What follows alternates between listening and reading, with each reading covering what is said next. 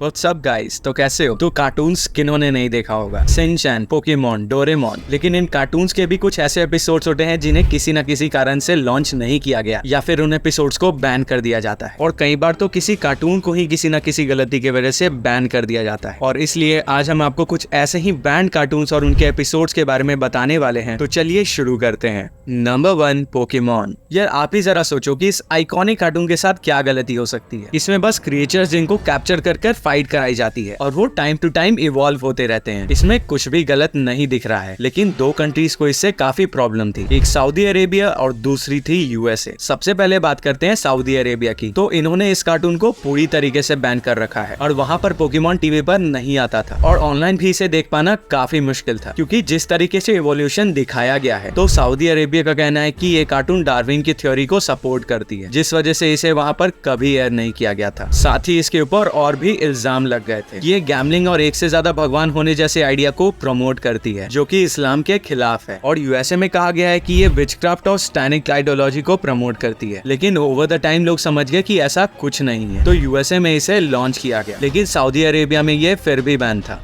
Number 2, the Simpsons. यार ये future predict करने वाला कार्टून काफी ज्यादा डार्क हो जाता है। आप कह सकते हो कि ये कार्टून बच्चों के लिए नहीं है, क्योंकि इसमें बार बार स्टीरियोटाइप दिखाया गया है और लगभग इसमें किसी भी कंट्री या फिर रिलीजन को नहीं छोड़ा है, जिस वजह से इसके एपिसोड्स कई जगह पे बैन होते रहते हैं और कई जगह पर तो ये पूरा कार्टून कम्प्लीटली बैन है, जैसे कि चाइना। क्योंकि एक तरीके से आप कह सकते हो कि ये कार्टून चाइना के साथ पर्सनल बीफ है। इस कार्टून में तो कई बार चाइना को मॉक किया गया है। चाइना और तिब्बत रिलेशन के बीच में जोक्स किए गए हैं और कई बार तो ऐसे भी दिखाया गया है कि जैसे तिब्बत चाइना का पार्ट नहीं है, जिस चीज को लेकर चाइना बहुत ज्यादा गुस्सा होता है। यहाँ तक कि चाइना के लोगों को भी काफी स्टीरियोटाइप किया गया है। ना सिर्फ चाइना, यहाँ पर इंडियन, मैक्सिकन, लगभग सारे रेस और कंट्री के लोगों को स्टीरियोटाइप किया गया है। लेकिन चाइना को कुछ ज्यादा ही बुरा लग गया था, जिस वजह से इसे पूरी तरीके से बैन कर दिया गया। नंबर 3, चिकन एंड काऊ। ये काफी फनी कार्टून था, जो कि बेसिक स्टोरीज के आसपास घूमता था, जिसमें फनी कॉमेडी स्किट की जाती थी। लेकिन ये कार्टून खुद इंडिया में बैन किया गया है, तो हो सकता है कि आप में से कई लोगों ने इसे पहली बार सुना होगा। लेकिन ये बहुत ज्यादा पॉपुलर कार्टून था। न सिर्फ इंडिया बल्कि बाहर के कई सारे कंट्रीज में भी इसे स्ट्रिक्टली बैन किया गया है, क्योंकि इसमें एक डेविल को भी दिखाया गया है। कुछ कंट्रीज में तो लोग कहते हैं कि ये सैटेनिक आइडियोलॉजी को प्रमोट करता है, और वही इंडिया में इसे बैन करने का रीजन काफी सिंपल है, हमारा प्यारा काऊ। हम सबको पता है कि इंडिया में गाय को कितनी ज्यादा इज्जत दी जाती है। इन्हें लिटरली माँ के समान माना जाता है, और इसलिए इन कार्टून को इंडिया में बैन किया गया था, क्योंकि इसमें कई सारी ऐसी चीजें दिखाई गई हैं कि वो लोगों के रिलीजियस सेंटिमेंट को हर्ट करती हैं। और वैसे भी इस कार्टून का ह्यूमर काफी वियर्ड था, और इस कार्टून में कई सारी सेक्सुअल और डबल मीनिंग जोक्स भी मारे गए थे, जो कि ऑफ कोर्स बच्चों के लिए सही नहीं होंगे। Number 4, Peppa pig.